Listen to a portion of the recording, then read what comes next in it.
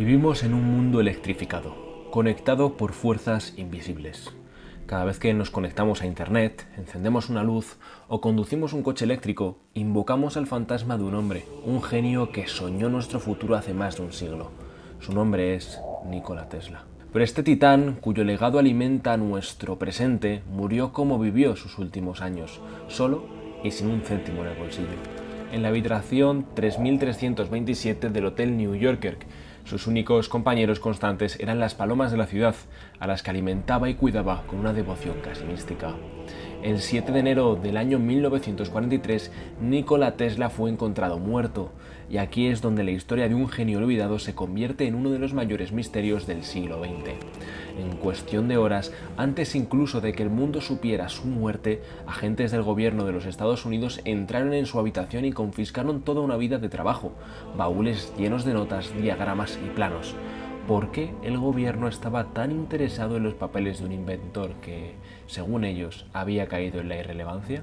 ¿Qué secretos creían que se escondían en sus archivos perdidos? Para entender el valor de lo que se llevaron, primero hay que comprender cómo funcionaba la mente de Tesla. No era un inventor común, poseía una memoria eidética, la capacidad de recordar imágenes con una precisión fotográfica casi perfecta, pero su verdadero don era lo que él llamaba su laboratorio mental. Tesla no necesitaba el método de ensayo y error de sus contemporáneos como Edison. Construía, probaba y perfeccionaba sus inventos enteramente en su imaginación. Cuando finalmente ponía sus ideas en papel, no eran meros bocetos, eran los planos finales de máquinas que ya habían funcionado a la perfección en su mente. Esto significa que los documentos que el gobierno confiscó no eran simples ideas especulativas, eran, con toda probabilidad, los diseños funcionales de tecnologías revolucionarias. Y este no era un soñador sin fundamentos, era el hombre que ganó la guerra de las corrientes, cuyo sistema de corriente alterna alimenta nuestro mundo actual. Era el verdadero padre de la radio, un hecho confirmado por la Corte Suprema de Estados Unidos meses después de su muerte. Y en 1898 demostró el primer vehículo a control remoto del mundo, un teleautómata, cuyos principios patentados contenían la puerta lógica AND, la base de toda la computación moderna. Si estos eran sus logros conocidos, ¿qué había en los desconocidos? El proyecto más ambicioso de Tesla y quizás mayor tragedia fue la torre Wardenclyffe. Para el mundo y para su inversor, el magnate J. P. Morgan, era una torre de comunicaciones inalámbricas para competir con Marconi. Pero Tesla tenía un secreto mucho más grande. Wardenclyffe era el prototipo de su sistema mundial, una red global para transmitir no solo información, sino también energía eléctrica, de forma inalámbrica y gratuita para toda la humanidad. La idea era utilizar la propia Tierra como un conductor gigante, pero cuando J. P. Morgan se dio cuenta de que el verdadero objetivo de Tesla no era un sistema de telégrafo que pudiera monetizar, sino un sistema de energía libre que no podía controlar ni medir, retiró su financiación. El proyecto fue abandonado y la torre demolida en el año 1917. El fracaso de Wardenclyffe no fue científico, fue económico. Demostró un patrón que perseguiría a Tesla. Sus ideas más revolucionarias no eran inviables, eran incompatibles con un sistema económico que se beneficia de la escasez y el control. Fue la primera vez que uno de sus grandes secretos fue perdido, no por un error de cálculo, sino por una decisión de negocios. Este precedente es clave para entender lo que ocurrió después. En los años 30, mientras el mundo se precipitaba hacia otra guerra, Tesla anunció que había concebido su invento final. La prensa lo llamó el rayo de la muerte, pero él lo bautizó como Teleforce. En sus propias palabras, no era un rayo, sino un proyector de partículas que podía derribar una flota de 10.000 aviones a más de 300 kilómetros de distancia y detener ejércitos en seco. Tesla insistía en que era un arma puramente defensiva. Creía que si cada nación poseía este muro de energía, la guerra se volvería imposible. Sería en efecto un rayo de paz. Tesla ofreció su diseño a varias naciones aliadas, incluyendo Estados Unidos y el Reino Unido, pero fue la Unión Soviética la que mostró el mayor interés. En 1939, a través de Armstrong Trading Corporation, una empresa fachada en Nueva York, los soviéticos pagaron a Tesla $25.000 por una parte de sus planes. Este hecho no pasó desapercibido para la inteligencia estadounidense.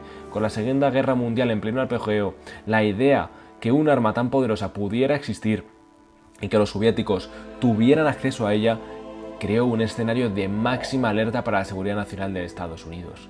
Volvemos a la mañana de 8 de enero de 1943.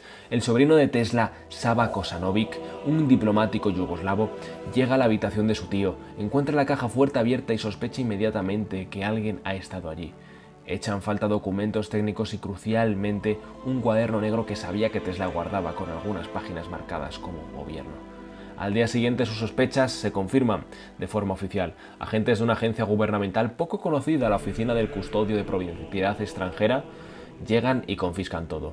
2 camiones llenos de material, unos 80 baúles en total, son incautados y llevados a un almacén de Manhattan bajo sello federal.